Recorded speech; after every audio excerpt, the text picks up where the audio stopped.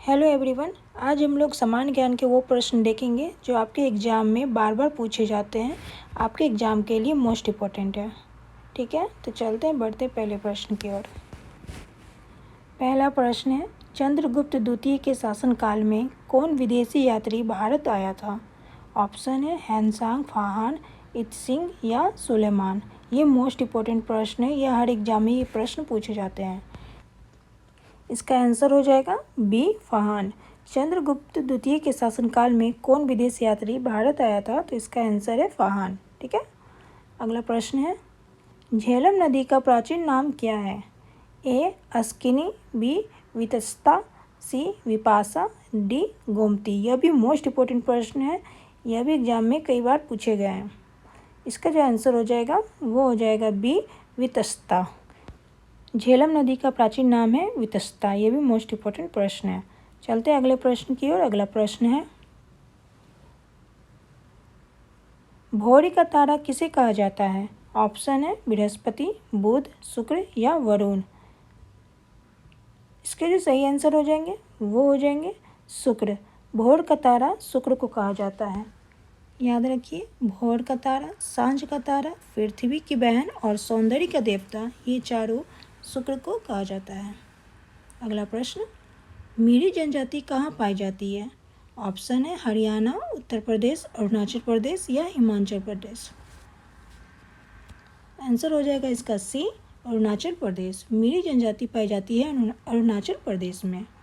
ठीक है, अगला प्रश्न, लखनऊ शहर किस नदी के किनारे स्थित है? ऑप्शन है सतलज, ताप्ती, नर्मदा या गोमती। इसके जो सही आंसर हो जाएंगे वो हो जाएंगे डी, गोमती। लखनऊ शहर किस नदी के किनारे स्थित है? तो आंसर है गोमती।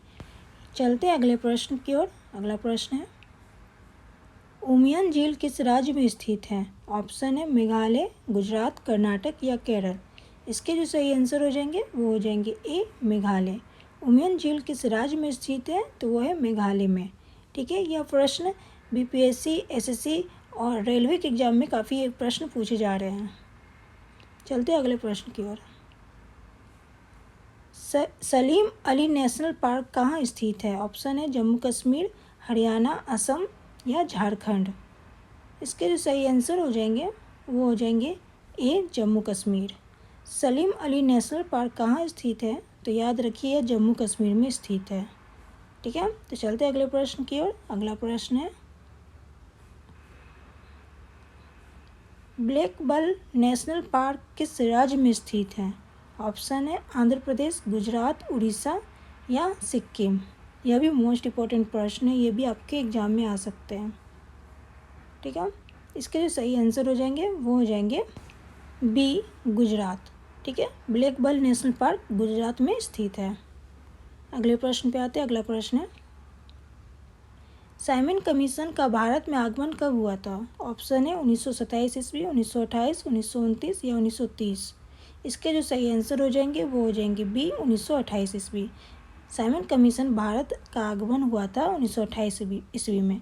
यह भी प्रश्न पूछ ली जाते हैं, साइमन कमीशन की नियुक्ति कब हुई थी? तो इसका आंसर हो जाएगा 1927 ईस्वी में। अगला प्रश्न है, सोमेश्वर वन्यजीव अभयारण्य कहाँ स्थित है? ऑप्शन है कर्नाटक, राजस्थान, आंध्र प्रदेश या केरल। इसके जो सही आंसर हो जाएंगे वो हो जाएंगे ए, कर्नाटक। सोमेश्वर वन्यजीव अभयारण्य कहाँ स्थित है? तो याद रखिए इसका आंसर है कर्नाटक। ठीक है, अगले प्रश्न पे आते हैं। अगला प्रश्न है, देवताल झील किस राज्य में स्थित है? ऑप्शन है राजस्थान, उत्तराखंड, कर्नाटक या महाराष्ट्र। इसके जो सही आंसर हो जाएंगे वो हो जाएंगे बी, उत्तराखंड। देवताल झील किस राज्य में स्थित है? तो याद रखिए ये उत्तराखंड में स्थित है। यह भी मोस्ट इम्पोर्टेंट प्रश्न है, एग्जाम में झील के बारे में जरूर पूछे जा रहे हैं। ठीक है, चलते हैं अगले प्रश्न की ओर। अगला प्रश्न है, शाहनामा पुस्तक के लेखक कौन है? ऑप्शन है मेगास्थनीज, एसफोगोस, फिरदौसी या विष्णु शर्मा। ये फेमस क्वेश्चन है, आई थिंक इसमें बहुत लोगों को यह प्रश्न आते होंगे, लेकिन ये महत्वपूर्ण प्रश्न है, मोस्ट इम्पोर्टेंट प्रश्न है ये। इसका आंसर हो जाएगा सी, फिरदौसी। शाहनामा पुस्तक के लेखक है फिरदौसी। ओके, अभी के लिए इतना ही, फिर मिलते हैं नेक्स्ट वीडियो में नई जीके जीएस के साथ जो आपके एग्जाम के लिए मोस्ट इंपॉर्टेंट है।